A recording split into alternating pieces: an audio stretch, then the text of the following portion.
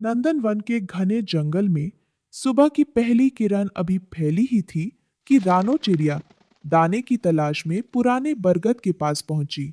वहां सूखे पत्तों के ढेर में उसे एक चमकती हुई सुनहरी पेंसिल दिखी।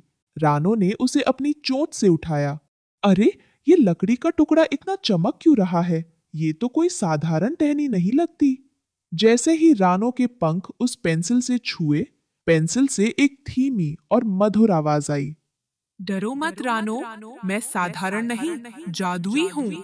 जो तुम सोचोगी और जो तुम उकेरोगी, मैं उसे सच कर दूंगी। रानो की आंखें फटी की फटी रह गई। क्या तुम बोलती भी हो? क्या तुम सच में मेरी मदद करोगी? तभी पेड़ के पीछे से कालू कौआ काव काव करता हुआ आया। अरे ओ रानो, क्या बड़बड़ा रही है? इस बेकार की लकड़ी से क्या खेल रही है? चल हट यहाँ से। कालू भाई, ये मामूली लकड़ी नहीं है, ये जादुई पेंसिल है। देखो। रानो ने जमीन पर एक छोटा सा अनार बनाया। देखते ही देखते वो असली लाल रसीला अनार बन गया। अरे बाप रे, ये तो करिश्मा है। रानो, इसे मुझे दे दे।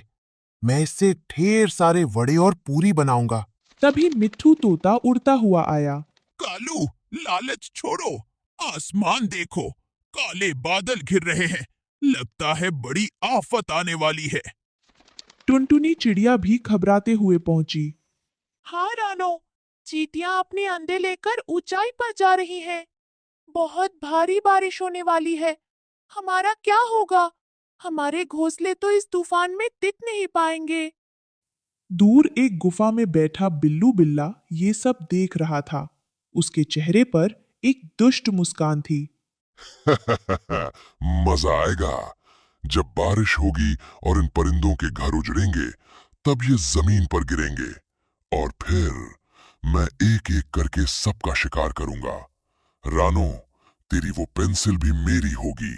अचानक बादलों की गड़गड़ाहट हुई और मूसलाधार बारिश शुरू हो गई। देखते ही देखते जंगल में पानी भरने लगा। पक्षियों के घोंसले तिनका तिनका होकर बहने लगे। रानो, मेरा घर बह गया। मेरे बच्चे कहाँ जाएंगे? पानी बहुत तेजी से बढ़ रहा है। हम सब बेघर हो जाएंगे। रानो ने हिम्मत जुटाई और जादुई पेंसिल को मजबूती से पकड़ा। घबराओ मत दोस्तों, जब तक ये पेंसिल मेरे पास है, मैं किसी को बेघर नहीं होने दूंगी। रानो, समय कम है। एक बड़ा और मजबूत पक्षी भवन बनाओ, जिसमें सब सुरक्षित रह सके। अपनी कल्पना को उड़ान दो।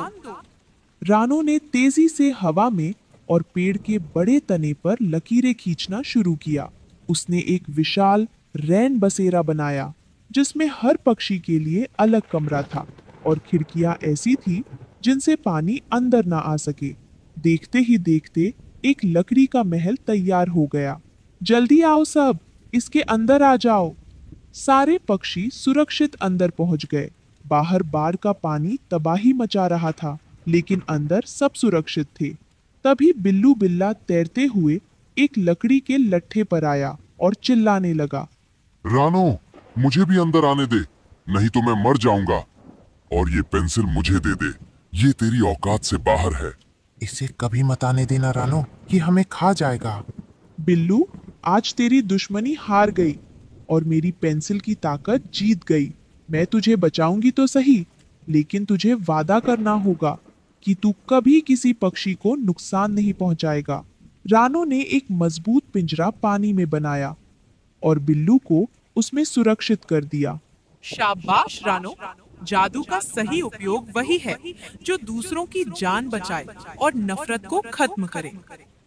रात भर बारिश होती रही, लेकिन रानो की जादुई पेंसिल से बने घरों ने सबको बचा लिया। सुबह जब सूरज निकला तो सारा जंगल चमक रहा था। पक्षी बेघर नहीं थे।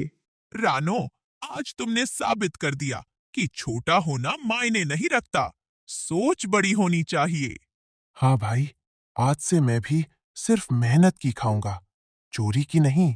अगले दिन सूरज की सुनहरी किरणें खिली, लेकिन बाढ़ का पानी अभी भी पूरी तरह उतरा नहीं था। रानो चिड़िया अपनी जादुई पेंसिल को अपने पंखों में छिपाकर पक्षी भवन की बालकनी में बैठी थी। तभी नीचे से बिल्लू बिल्ला की धीमी आवाज आई। रानू बहन, देखो, मैं पूरी रात इस पिंजरे में भीगता रहा। मेरी अकड़ ढीली हो गई है। मुझे माफ कर दो। अब मैं कभी किसी चिड़िया पर हमला नहीं करूंगा। बस मुझे एक बार इस जादुई पेंसिल को छूने दो। मैं इसे प्रणाम करना चाहता हूं। रानो, इसकी बातों में मत आना। ये बिल्ली का बच्चा कभी शाकाहारी नहीं हो सकता। ये सिर्फ पेंसिल झपटकर हमें फिर से बेघर करना चाहता है। हाँ रानो, इसकी आंखों में लालच साफ दिख रहा है। रानो दुविधा में थी। तभी जादुई पेंसिल खुद बोल उठी। रानो, क्षमा करना महान गुण है, लेकिन सावधानी सुरक्षा की कुंजी है। इसे आजमा कर देखो, पर अपनी शर्तों पर। ठीक है बिल्लू, अगर तुम सुधर गए हो तो मैं तुम्हें इस दलदल से बाहर निकालूंगी। लेकिन याद रखना, ये पेंसिल सिर्फ नेक दिल वालों की सुनती है। रानो ने हवा में एक लंबी सीढ़ी बनाई जो सीधे पक्षी भवन के एक सुरक्षित बरामदे तक जाती थी। बिल्लू धीरे धीरे ऊपर चढ़ा। जैसे ही वो ऊपर पहुंचा, उसने अचानक झपट्टा मारा। बेवकूफ चिड़िया, अब ये जादुई पेंसिल मेरी है। अब मैं इससे लोहे के दांत और पत्थर के पंजे बनाऊंगा। पूरे जंगल पर मेरा राज होगा। बिल्लू ने रानो के पंखों से पेंसिल छीन ली और जमीन पर एक बड़ा सा मांस का टुकड़ा बनाने की कोशिश की। ए जादुई लकड़ी, जल्दी से मेरे लिए शिकार पैदा कर और इन सबको पत्थर की मूर्ति बना दे। लेकिन पेंसिल से कोई रोशनी नहीं निकली। वो एक साधारण लकड़ी की तरह शांत रही। बिल्लू, मैंने कहा था ना, मैं केवल नेक इरादों के लिए चलती हूँ। तुम्हारे हाथ लगते ही मेरी शक्तियाँ सो गई हैं। देखो, बिल्लू का लालच उसे ले डूबेगा। रानो, अब क्या होगा? तभी अचानक आसमान फिर से काला होने लगा और जोरदार हवाएं चलने लगी। बार का पानी और ऊपर चढ़ने लगा। पेंसिल के बिना रानो बेबस थी। बिल्लू, जिद छोड़ो। अगर तुमने पेंसिल वापस नहीं की तो ये पूरा भवन ढह जाएगा और हम सब के साथ तुम भी डूब जाओगे। क्या तुम अपनी जान से हाथ धोना चाहते हो? बिल्लू ने नीचे देखा। पानी की लहरें उसके पैरों को छू रही थी। उसे डर लगने लगा। नहीं नहीं, मुझे नहीं मरना। ये लो अपनी मनहूस लकड़ी, ये मेरे किसी काम की नहीं है। जैसे ही रानो ने पेंसिल वापस ली, पेंसिल फिर से चमकने लगी। रानो, जल्दी करो, एक बड़ा हवाई बेड़ा बनाओ ताकि हम सब ऊंचे पहाड़ पर जा सके। ये भवन अब और पानी नहीं झेल पाएगा। रानो ने फुर्ती से अपनी चोंच में पेंसिल पकड़ी और हवा में एक बहुत बड़ा लकड़ी का जहाज उकेरा, जिसके चारों तरफ जादुई गुब्बारे लगे थे। देखते ही देखते वो जहाज हवा में तैरने लगा। सब लोग जल्दी जहाज पर चढ़ो। कालू भाई, टुनटुनी, मिट्ठू और हाँ, बिल्लू तुम भी आओ। सब जहाज पर सवार हो गए। जहाज धीरे धीरे ऊपर उठा और बार के ऊपर तैरने लगा। बिल्लू एक कोने में दुबक कर बैठा था, शर्मिंदा और डरा हुआ। रानो, तुमने इसे फिर बचा लिया। इसने तो तुम्हें धोखा दिया था। मिट्ठू भाई, अगर मैं इसके जैसा व्यवहार करती तो मुझ में और इसमें क्या फर्क रह जाता? जादुई पेंसिल ने मुझे सिखाया है कि ताकत का सही इस्तेमाल जान बचाने में है, बदला लेने में नहीं। बिल्कुल सही रानो, आज तुमने न केवल सबकी जान बचाई, बल्कि एक दुश्मन को भी सोचने पर मजबूर कर दिया। बिल्लू ने धीरे से सिर उठाया और कहा, रानो, मैंने हमेशा सोचा कि ताकत दूसरों को दबाने के लिए होती है, पर आज समझ आया कि असली ताकत दूसरों को साथ लेकर चलने में है। मुझे माफ कर दो।